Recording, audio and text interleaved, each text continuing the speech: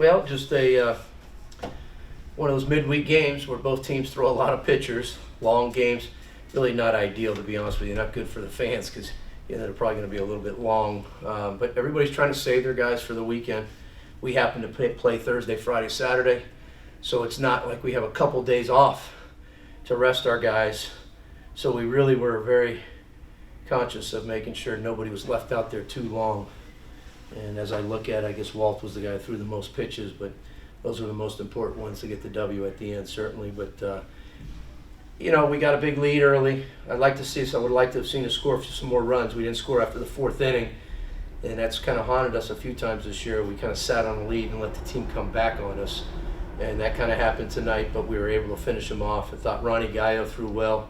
I thought Lekarica threw well.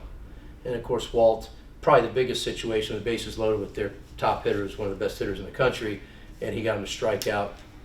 And even though we did hit the next guy, that guy gave a great at-bat, the guy after him, Goldstein, but that was a big at-bat with their third hole hitter. So very happy the fact that we got the W. We're 1-0 going into the series here, which is good, and looking forward to the series with Louisville.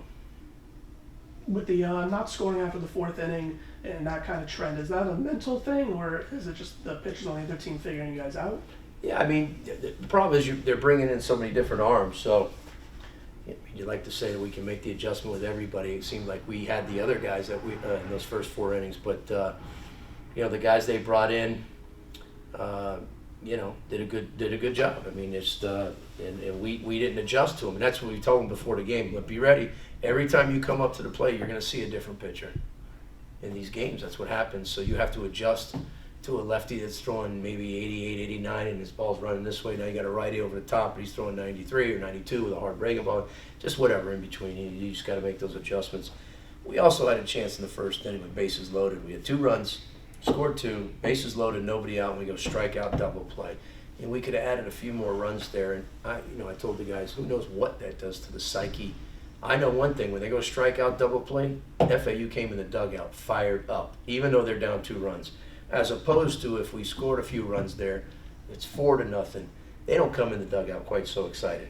And that changes the mood and everything. Believe me, that carries over to the plate, the next inning, all those things. So we certainly would like to take advantage of that situation. And then as for you guys, when you're throwing out just a mash unit like that, I think it was 9 relievers today. Each guy got like an inning and maybe an out on top of that.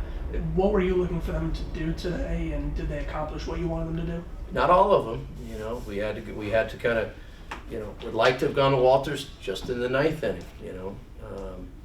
And so that didn't work out the way we wanted to. I think we had to bring in Torres in the 7th inning to get an out. We wanted to probably just go Torres 1 inning and Walt 1 inning there at the end. We didn't want to have to do anything more than that with those guys because they have thrown quite a bit. It is what it is. You're matching all these guys. Some guys through that haven't thrown a lot. You're hoping you're giving them an opportunity that they perform so they can get more opportunities in those situations.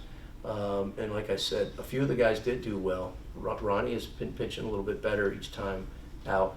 Of course, Lekarica has been good for us. Like I said, I would like to have seen a few of the other guys throw a little bit better. We walked too many guys. How many walks did we have today? We walked, oh my gosh, seven guys. That's way too many walks. So to me, that drives me nuts more than anything because, you're just a free pass. You can't defend it. Let the guy hit the ball. They hit it hard and they hit it right at somebody. It's an out.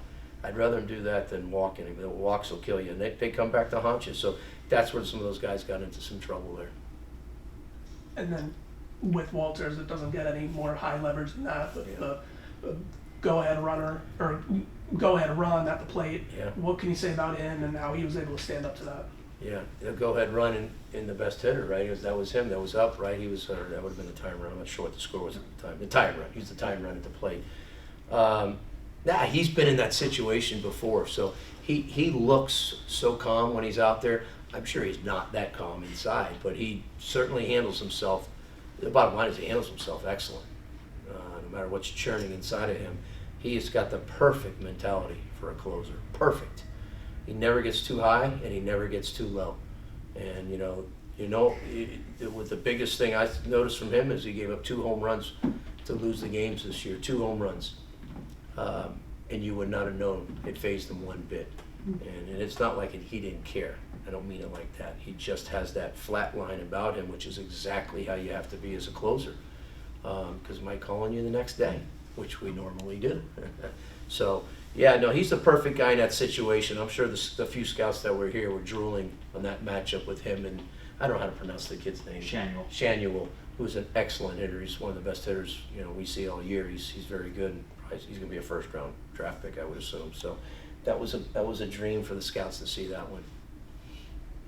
Anything else for Gino? Oh, just one last. Carlos Perez, how's he feeling with the injury scare in the 5th, I believe? Yeah, the foot. He's fine.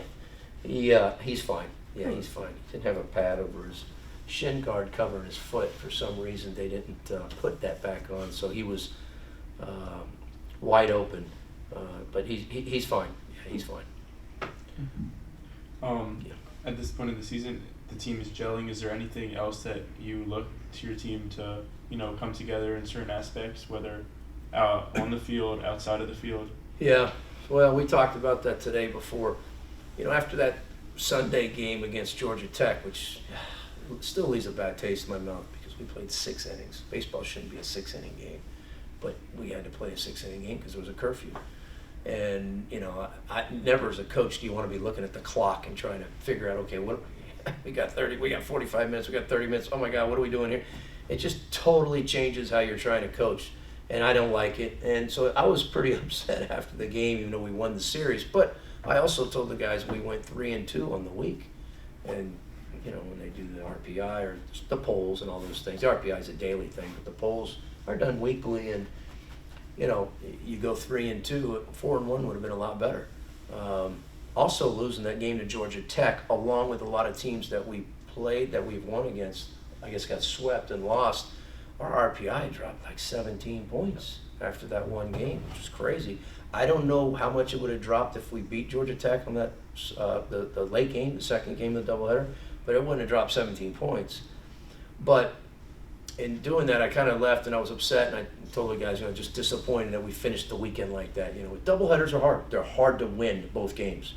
And I was really pissed, I'm sorry, but about the 6 innings.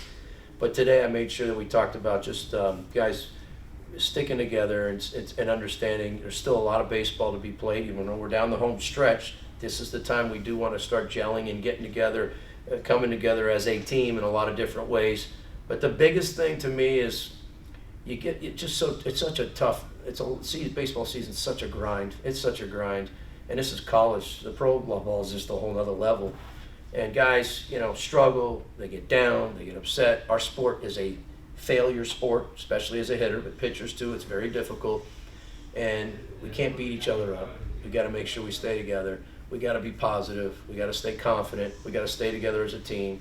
Some guys, this time of year too, you get some rumblings, some pointing of the fingers and things like that. We don't want that. We don't want to have that, whether it's at each other, players or coaches, players and coaches and things. And so those are things that I, talked about, and I haven't seen that, by the way, but I'm just preparing our guys. I said I'm preventing it.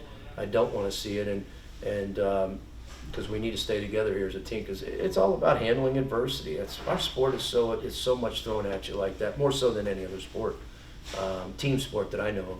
And so you just got to fight through it. We're certainly not playing exactly the way I want us to play, but probably nobody is. Everybody's beating up on everybody, it seems like, these days. There's a few teams that are dominating right now, but most of the teams are beating up on each other, and just got to catch fire, get hot at the right time. And we're getting closer and closer to that time, certainly. Awesome. Thanks, Gino. That was a long answer to that question. I'm sorry. Thank you. Thank you, everyone.